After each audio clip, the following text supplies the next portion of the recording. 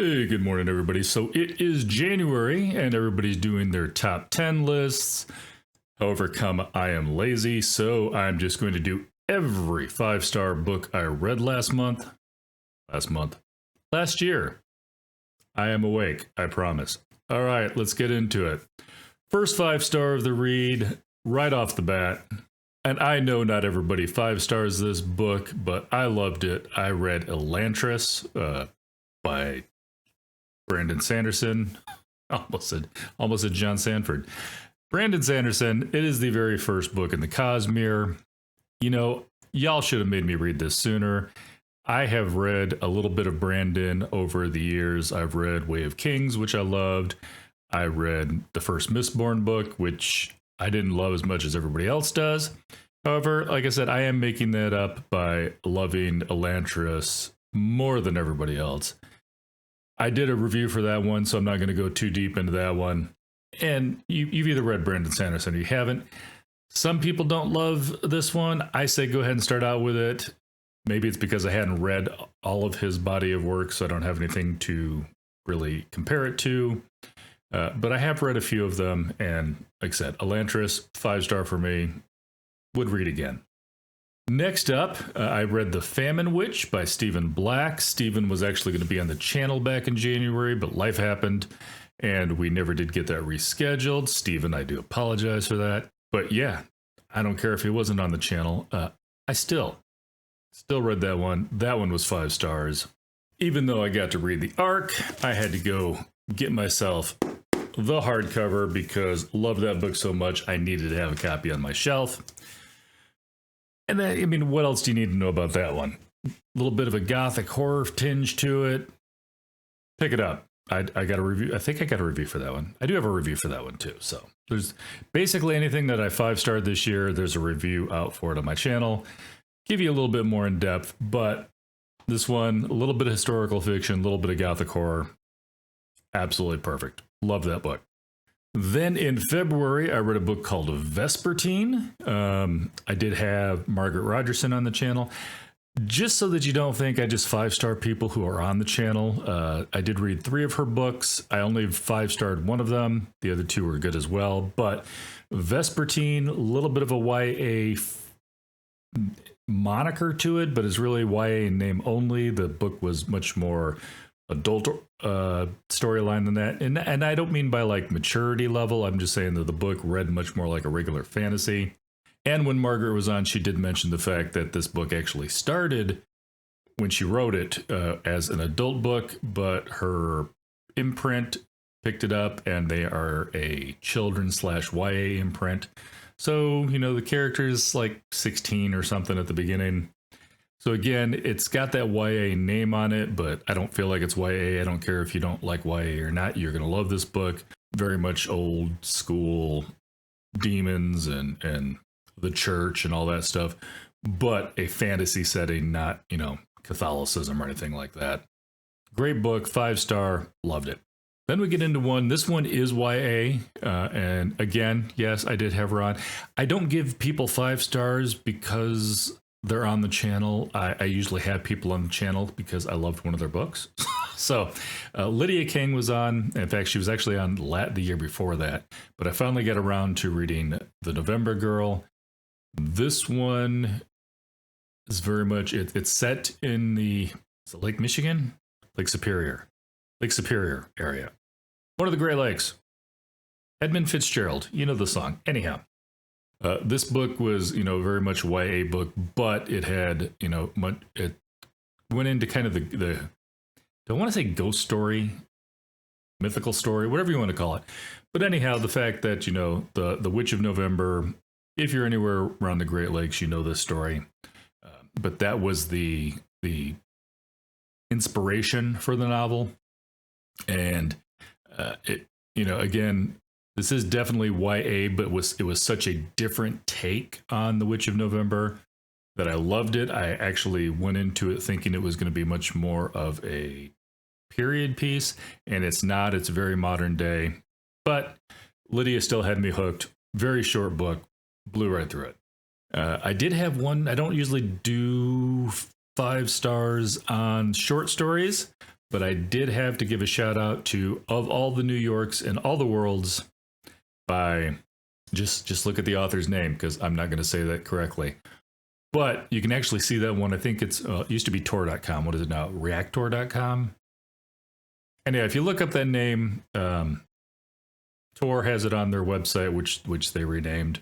A little bit of time traveling, a little bit of multiverse jumping, but I enjoyed the story. Usually, I'm not super big into the time traveling stuff. This one was worth it, and it's a short story. You know, you do not have to be John Minton to knock this one out in a day. In fact, you probably knock it out in about an hour. It was super short, and again, that's normally I wouldn't give that a 5-star, but this one I did love it. I couldn't downplay it. I couldn't downgrade it. Sorry. So 5-star, even though it's a short story, and you can read it for free. That's all I'm saying. Then another one was not on my radar, but I knew of the author. I can't say that I knew the author, although I did meet her once. Cassandra Clare, Holly Black, and Sarah Rees Brennan all came to Omaha many, many years ago.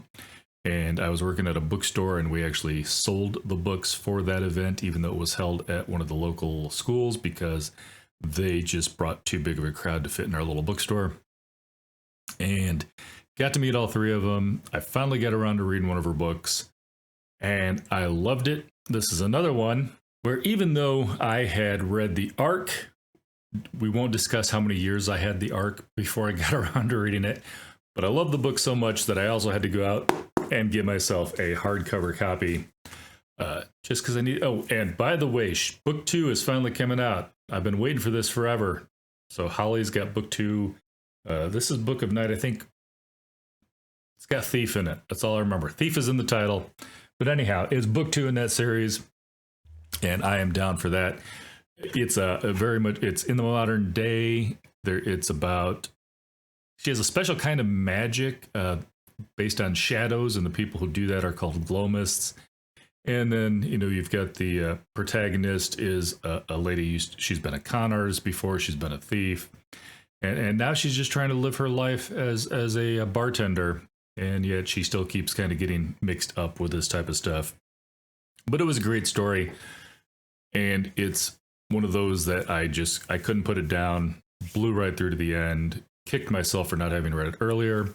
On the plus side, I didn't have to wait so much as long as everybody else for book 2 because I read book 1 so late. But yeah, Book of Night, Holly Black, 5-star. Check it out. And then surprisingly, I didn't have to wait too long for my next 5-star. I read Mal Goes to War by Edward Ashton. Yeah, Holly wasn't on the channel. Yes, Edward was on the channel. We had that interview because we were trying to place it.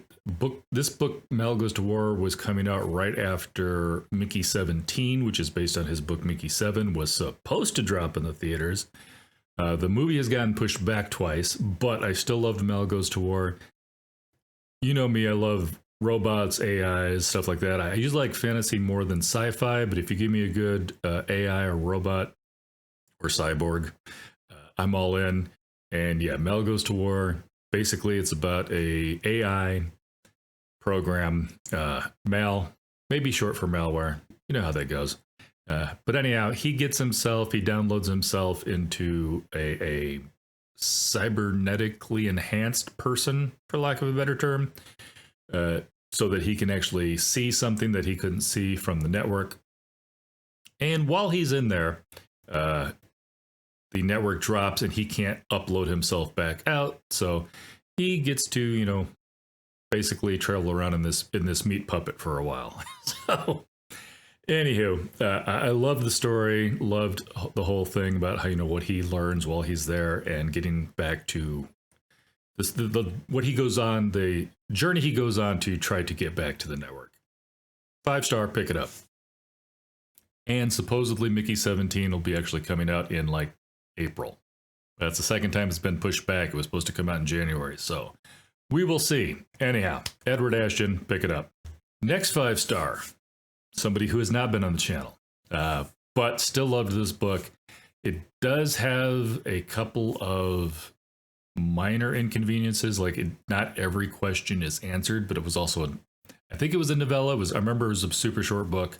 Cinderwich by Cherie Priest. Fun story.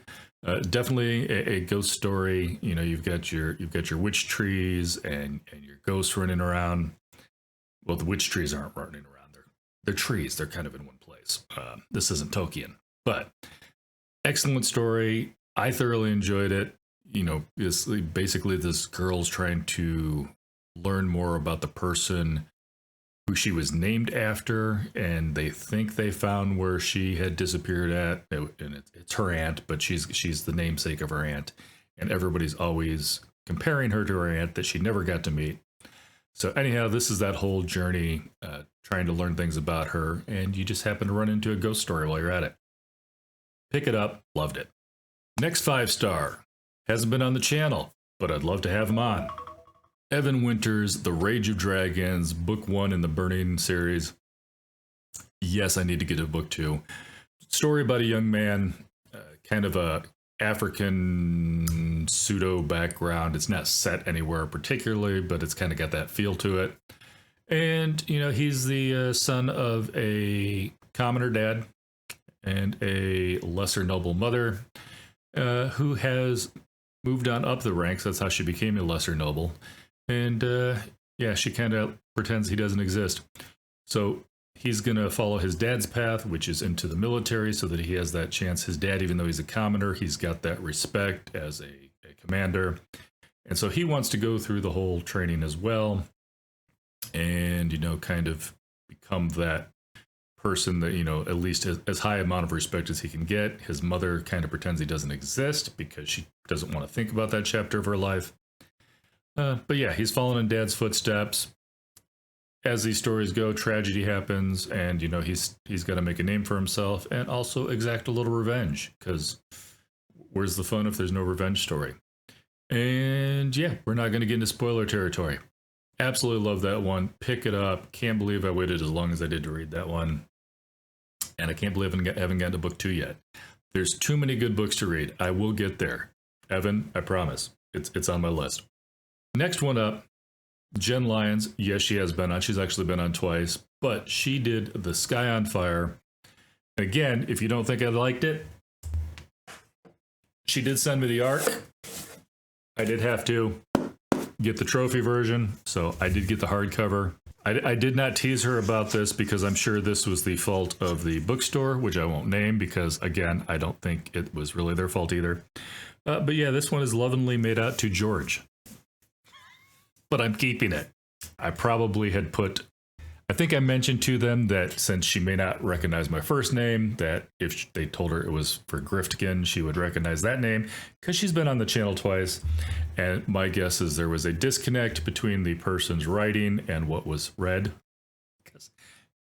And I can't blame anybody for that. It's Griftkin, come on. If I had not started this out as a gaming channel, I would have picked something much more book related and it would have made much more sense. But here you go. Anyhow, Sky on Fire. If you like Dragon Riders, if you like heist stories, you have got to pick this up. Loved it. Yeah. All right. Next 5-star. This was actually a buddy read that I did with author Paul Jessup. We watched a movie, which was The Wicker Man, the original one, not the Nick Cage one, although I might have to try that sometime. And we also read a book, and the book was Wylding Hall by Elizabeth Hand. Oh my goodness. This, if I were ranking the books, and I'm not, this one would probably be in the top 3. And I don't know which order I'd put them in.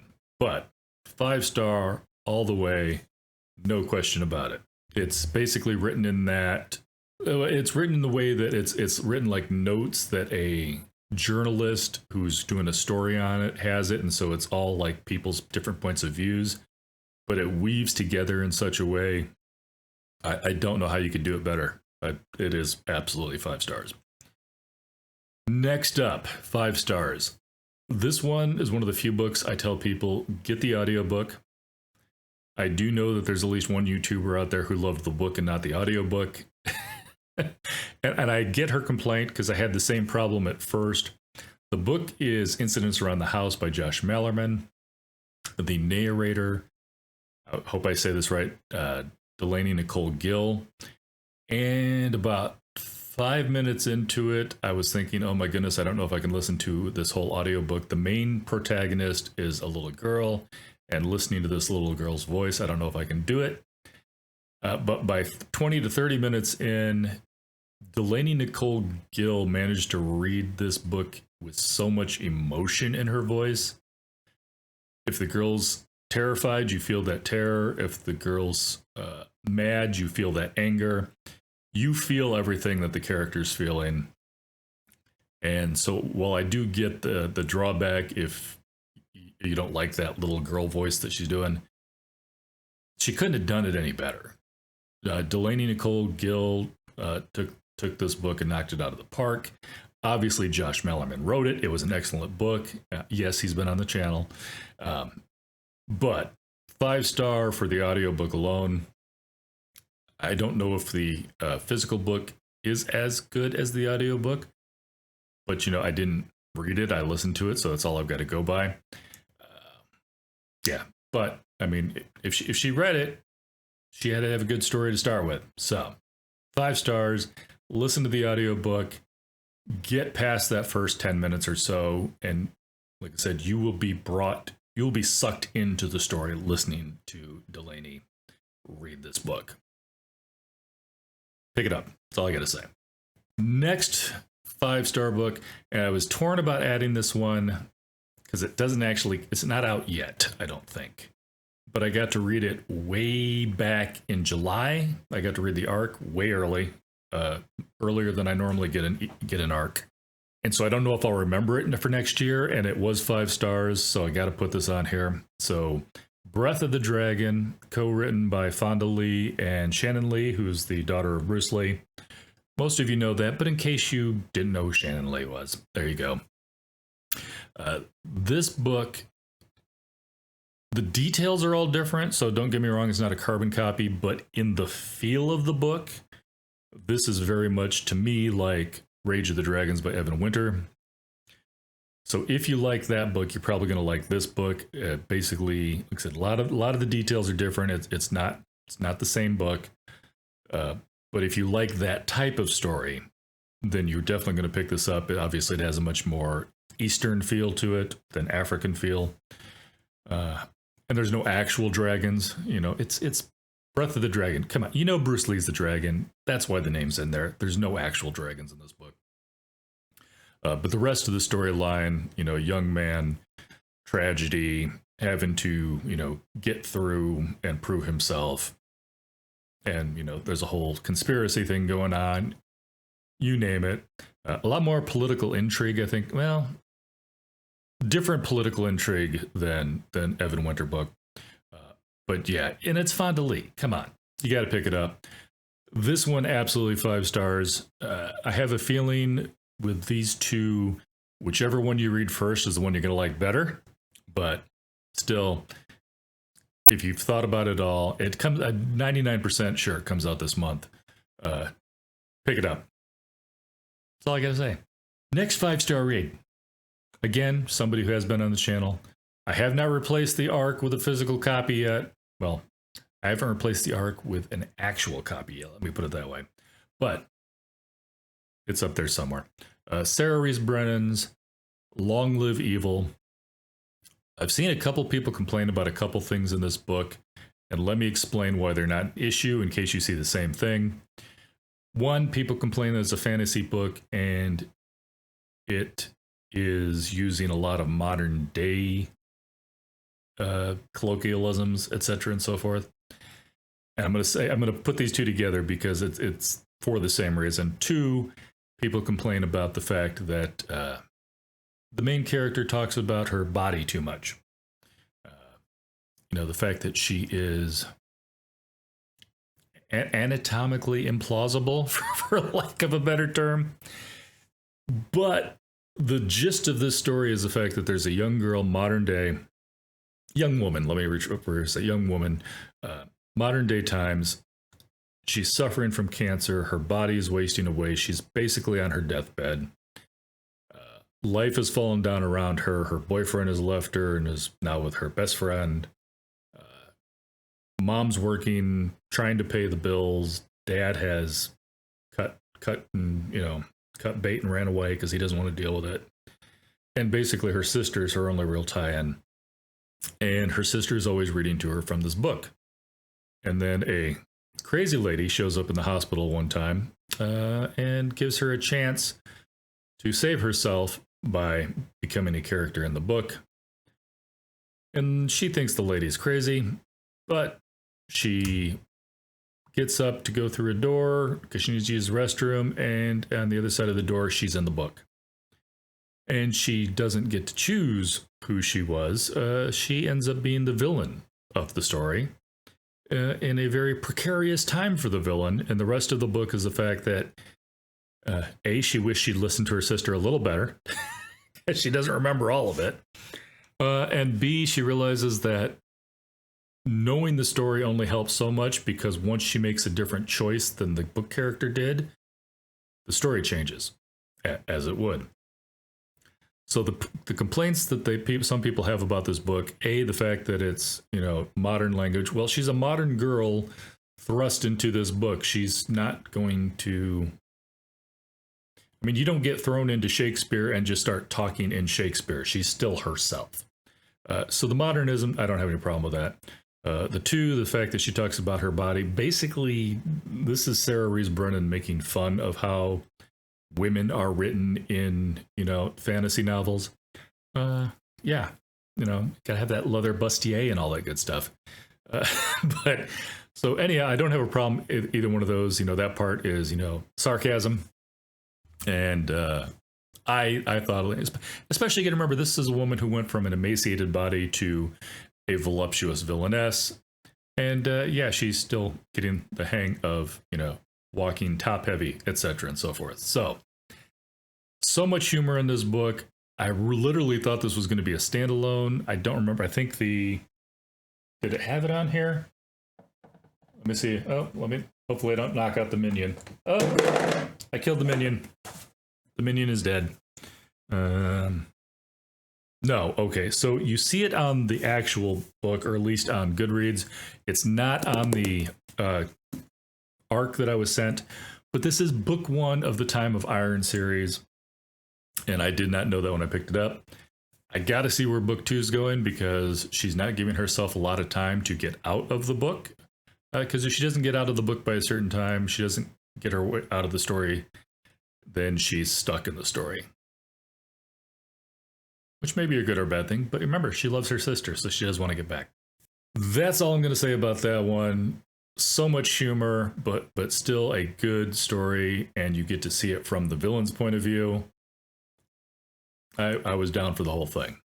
And yes, Sarah was on, but still love the book, still 5 stars. Then I took a minute.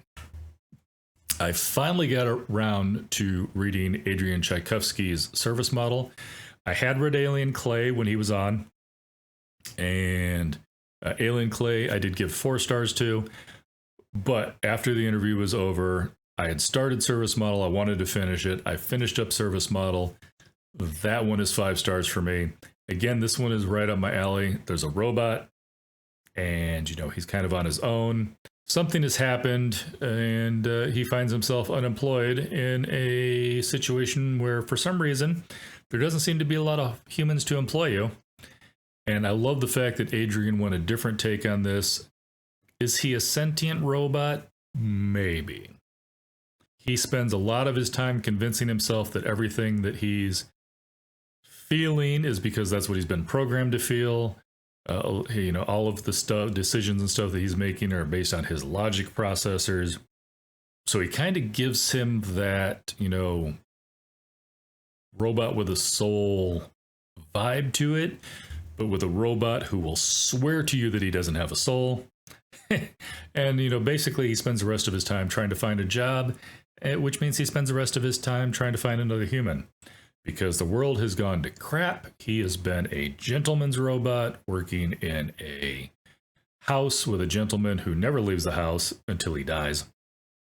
Well, technically he doesn't leave the house then, but you know what I mean. And yeah, so he doesn't know why. He doesn't realize that, the world has gone to, hell in a handbasket. So kind of a post-apocalyptic almost thing going on, but with a robot. maybe has a tinge. If you've ever seen or ever read Sea of Rust by Cargill, which I didn't read this year, or that would be on my 5-star list too. A little bit of that, but with, I think, a little bit more humor. Pick it up. I'm trying to avoid spoilers. Pick up Service Model by Adrian Tchaikovsky if you haven't already read it. There you go. Next 5-star read. This is one of those ones that would normally not be on my radar, but I picked it up for spooky season. And then afterwards, I ended up having Nick Cutter. Actual name is Craig Davidson, but for horror, he writes under Nick Cutter. I had him on the channel, but that's because I loved The Queen. Perfect little story.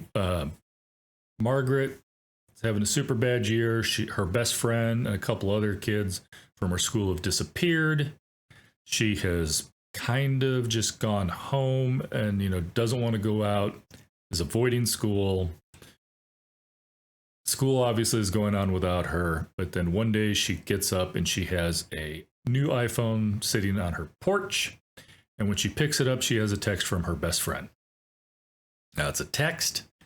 So is this really her? Is this not? Next thing you know, it's almost a scavenger hunt to find out what happened to her friend as her friend leads her along. But it's also her friend trying to prepare her for what's happened. And intermixed with this, we have an entire horror story going on. If you don't like bugs, maybe this one's not for you. If you don't like, things happening to eyeballs like I don't, it also might not be for you. However, that was minimal and I managed to look past it, no pun intended. And the horror story itself, I love this one, 5 stars. Yeah, pick it up. And then December was crazy for me. I don't do a lot of 5 stars. I managed to fit a whole bunch. I know I've said a bunch of 5 stars already, but you got to remember, I think I read like 60 something books this year. So percentage wise, it's like less than 25%. However, I packed a bunch of these into the last month. Excellent reading month.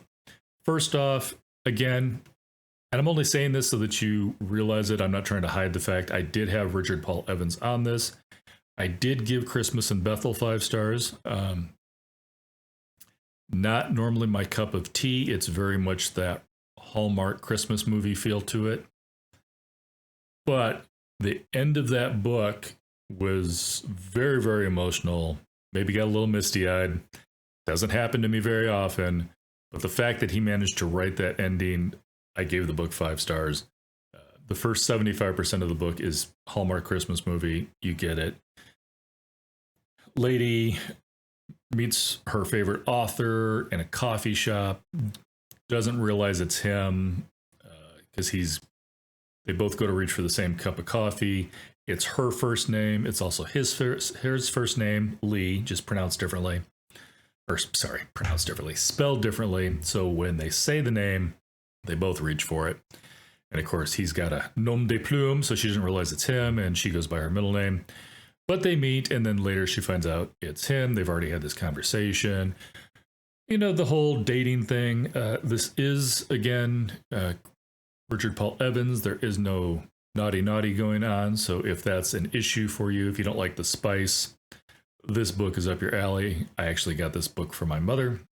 Shout out to Richard, who actually kindly sent a signed copy to her. And appreciate that so much. That's not why he got 5 stars. He got 5 stars for almost making me cry. But yeah, it goes on from there. She finds out something. He wasn't honest about her. They both have tragedy in their past, etc. and so forth. But excellent book. Perfect for the Christmas season. Was a 5-star read. Followed that up with another 5-star. Finally got around to reading the novella What Moves the Dead by T. Kingfisher. That is a retelling of Fall of the House of Usher by Edgar Allan Poe. There is a book 2, and book 1 kind of, well, it's a total, it's a total retelling. So she took the basis of his story, blew it up. It's a whole new thing. It's way beyond where the short story went. But it also ends, a little bit past where the short story ends. So I don't know where book 2 is going to go. But I am going to read it because What Moves the Dead, absolutely 5 stars. I also, because it had been forever after I was done, I reread The Fall of the House of Usher, and that was Edgar Allan Poe, so it got 5 stars too. Different stories, same basis. You can read both of them and don't feel like you've read the same book twice. Loved them both. They both got 5 stars. That's all I'm saying. Again, another short story. I don't normally do 5 stars for short stories. But come on, it's Poe. And they tied together. I had to do it. And then, I did not realize this, but this is the first 5-star I've actually given this series. I love the Dresden Files, Jim Butcher. You love the Dresden Files by Jim Butcher. If you don't love the Dresden Files, you probably haven't picked up the Dresden Files. But yeah, Death Mask, book 5 in the series. This one was nonstop action, front to back. This is the best action he's done so far. This is the best emotion he's done so far. This book, you pick it up and it does not seem like it takes very long to read because it is so fast paced. And the fact that he manages to get that emotion in there and it not just being a action movie per se. Yeah, knocked it out of the park. His best work, I think, so far in the series. I'm about halfway through book 6. But yeah, so far, number 5 is the only 5-star I've given to that series so far. The rest are all 4s. Yeah, pick it up. That's all I'm saying. And again, this is another one where you can read the audiobook. We'll edit that out later. Listen to the audiobook, you know what I mean. James Marsters does the entire series, and he is excellent. I do have to say, and I don't know if anybody else has noticed this, I feel like Harry is the same in every book. Some of the side characters, though, I don't feel like James always does the exact same voice from one book to the next. I could be wrong, but I don't think so. But he still reads a great book, still narrates well. And yeah, got to pick that up.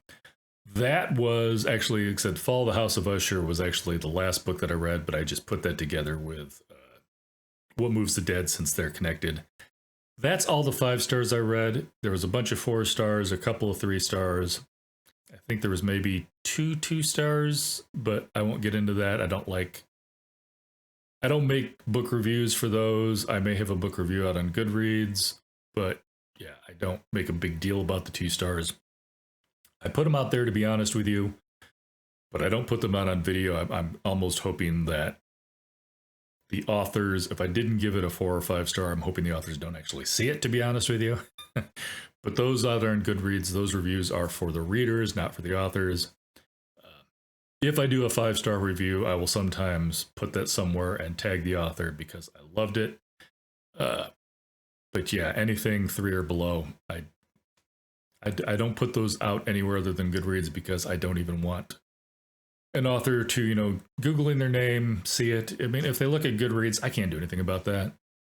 Authors, don't read Goodreads. And I will tell authors that mainly for 2 reasons. I love Goodreads. I love being able to put reviews out there, but the number of people who either give a book a rating but don't actually tell you why they gave it that rating is annoying. And the number of people who have rated a book, I don't care if it's a 5-star they gave it or a 1-star they gave it, but the book doesn't even have an arc yet. Not to throw them under the bus, for instance, book 3, Stone Door, whatever, Patrick Rothfuss's book 3, that has had, I can't, let me just do it. Let me bring this up. Doors of Stone, book 3 in the Kingkiller Chronicle by Patrick Rothfuss, has a 3.55 rating, 5,301 ratings, 912 reviews. It hasn't been finished writing yet. It's being written yet. English happened. But you know what I'm saying. There's not even an arc for this. There are not 912 people that have gone to the future, read this book, and can give you an honest review on it. And I'm picking on this because of the fact that I love Name of the Wind. This Kingkiller Chronicles, I've been down for both books so far. Absolutely love them. So this is not a dig on Patrick. This is a dig on the people who go out there and put ratings on Goodreads for books that do not exist yet. Stop it, people.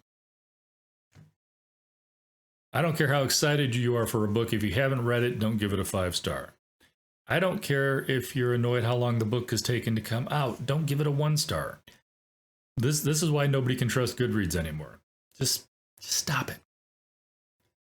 I'm beginning to understand why Amazon doesn't let me do a review for a book that hasn't come out yet. Even if I have gotten a chance to read the art, which reminds me, I got to go back out. I've got to put my Amazon review out for for a couple of books because I read them as ARCs and I could not put the review on Amazon yet. But at least I get that. People can't review on Amazon unless the book is actually out. And I also do love the fact that they mention if Amazon knows that you've bought the book, then they put like a little like confirmed purchaser, whatever, next to it. So you can look at a review and know that that person has actually read the book. Now, obviously, I don't get all my books from Amazon, so I'm not going to be a confirmed purchaser on that. But if I review a book, I've read the stupid book. I do not have a review out for Doors of Stone. I will as soon as it comes out, because I've been waiting on that book for like a decade or more. But I'm not going to put a review out now. It's just wrong. Stop it. Now, okay, off my soapbox. This was a story about all the 5-star books I read last year. That's my list. I'm not putting them in any particular order. Do I know what my top 3 or 4 of those were? Yes. Am I going to rate them one above the other? No. Because, again, some of them I like more for one reason than another. I don't read all in the same genre.